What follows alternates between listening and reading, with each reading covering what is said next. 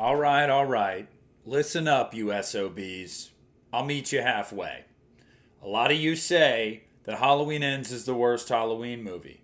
And a lot of other people say Halloween Resurrection's the worst Halloween movie. So today's matchup is which one's shittier?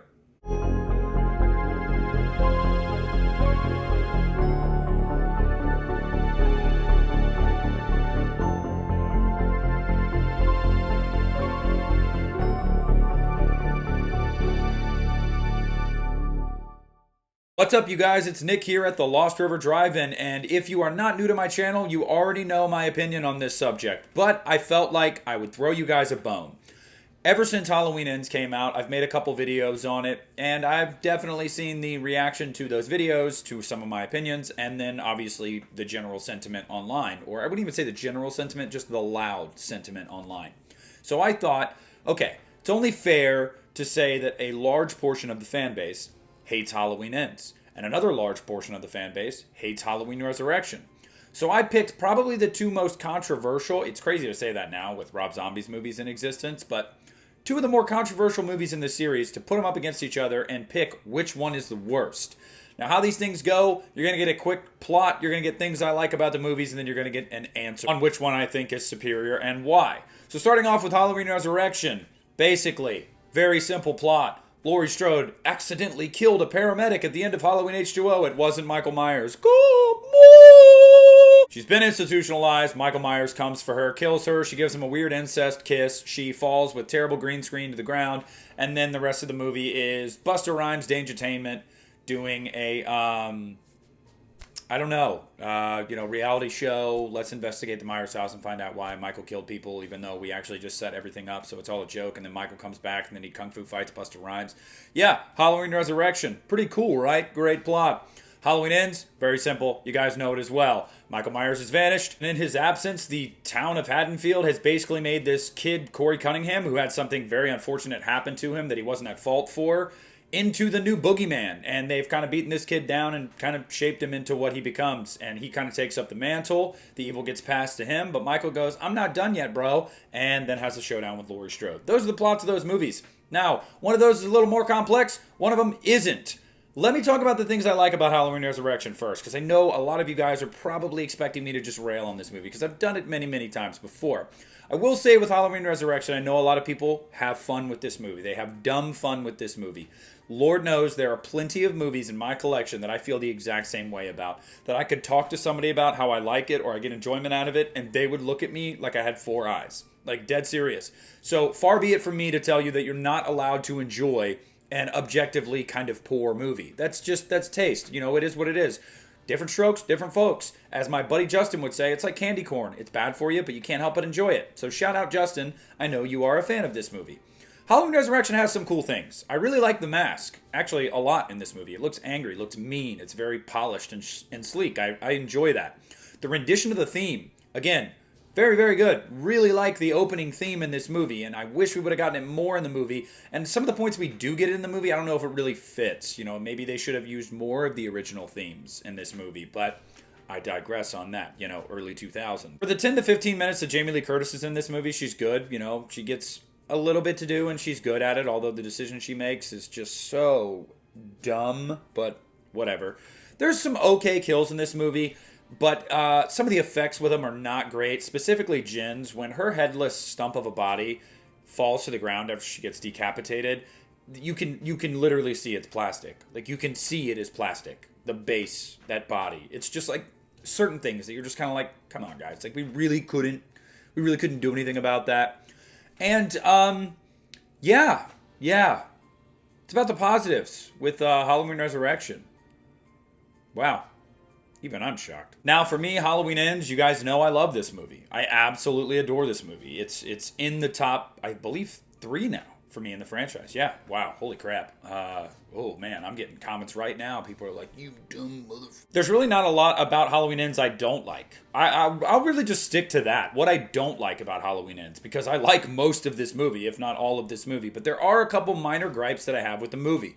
One, I think Kyle Richards is underutilized. I think she's a good actress. It was really nice to see Lindsay back. I just don't feel like there's any like finality to that character. She doesn't get a moment in this movie. And it's kind of a bummer because it's like, You bring her back in Kills. She has one of the best scenes in Kills. And then you give her nothing to do in Ends, which was kind of a bummer. On top of that, I don't particularly find myself being a big fan of the final act. Now, I know a lot of people are like, what? That's the only good part of the movie. It's good. Like, don't get me wrong. Like, the showdown with Laurie and Michael, I love some of her dialogue with Michael, and I love the symbolism and just that catharsis. And I really do like the final sequences on film. Like, that's awesome after the fight and the procession. But the actual, like, climax of them in the kitchen and leading up to it and everything, it just feels a little bit too much like, okay, well, we are doing a Halloween movie, so let's throw this in there. And I know to some of you guys, you're going, well, yeah, exactly. You're doing a Halloween movie. You got to have some of the Halloween staples, right? Yeah, I mean, I guess, but for me, I was on board for the ride that they were taking me on for the first, hour and 20 minutes of this movie. I didn't need it, personally. Like, I didn't need it. I felt like the movie worked well enough on its own that if Laurie Strode didn't get finality in this movie, I would have totally watched the sequel to this movie. I would have totally followed this story more because it was just really enthralling. I thought it was really interesting. And love or hate it, it was definitely original for this series. It was new. Like, it was something that they toyed with Halloween 4 at the very end, but never followed through on.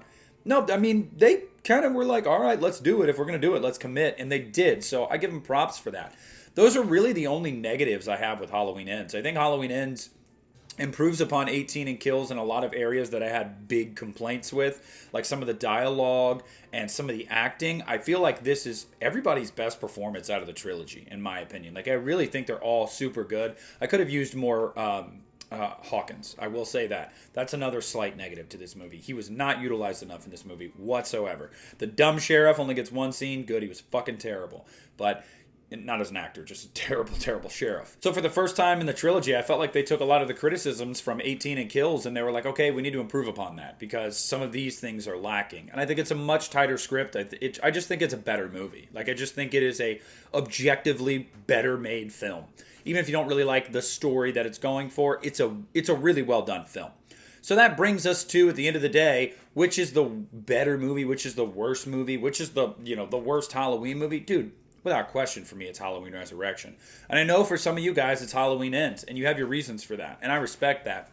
And I know somebody's probably going to be like, because it didn't even really feel like a Halloween movie. Yeah, well, neither did Halloween 3 at all, actually, and, whatever. Neither did Halloween H2O, really. Didn't have the feel, didn't have the look, but, again, different strokes, and that's totally fine. But the way I look at it is just like, one movie is an objectively well-made movie that had some ingenuity and originality to it and dared to take risks. Love or hate the movie, that is what Halloween Ends did. Halloween Resurrection is a movie that is just schlock for schlock's sake, but not even enough schlock to make it enjoyable. It is devoid of atmosphere. It is devoid of tension. There is absolutely not a single performance in this movie that you would say is a very good performance. Although Jim, the music major guy, he's all right. And believe it or not, Busta Rhymes isn't bad. His character's terrible, but he's not bad with the character. So, but Resurrection is just such a flawed movie from script to screen. There's just so much about it that is just groan-inducing to where you're like, really? Like, y'all bought this script. You were like, let's do it. Let's do it. That's really interesting. I mean, God, for all you can say about Halloween Ends, at least there are some things in that script and on screen there that make you go like, what? That's bold. That's stupid. I hate it. Getting that visceral reaction from you means that they're doing something. Halloween Resurrection, you can just watch and literally turn your brain off and just be like, wow. That was a movie. So yeah, guys, all in all, this isn't even a fair fight for me. It is 110% Halloween Resurrection as the worst Halloween movie, in my opinion. But pitting it against Halloween Ends is no contest. We have, in my opinion, top of the top and bottom of the barrel. And that's not really a fair fight. But I noticed some of you guys, that's why I threw this out there. Because I noticed some of you guys, you hate Halloween Ends. And I know that you may not like hearing me break it down because I am somebody that is a big fan of it. But at least I'm giving you that representation. I'm giving you that wink and a nudge. Hey, I hear you guys. I hear you. A lot of you hate this movie. So let me just pit them against each other, even though it's not really a fair fight, because one of them I love and one of them I don't. But I want to know down below what you guys think. Which is the worst Halloween movie? You let me know down below in the comments section. Please leave a like on this video if you haven't already. Subscribe to my channel if you haven't already. It's right there. And become a patron right now on patreon.com/The Lost River Drive-In. You get early access to all of my uploads. You also will get behind the scenes looks at the making of To Hell and Back, the Hellraiser franchise documentary. And you get a bonus You Need a Horror podcast episode once a month from yours truly and Christian Hannah Horror. This is Nick at The Lost River Drive-In, and I am pulling out.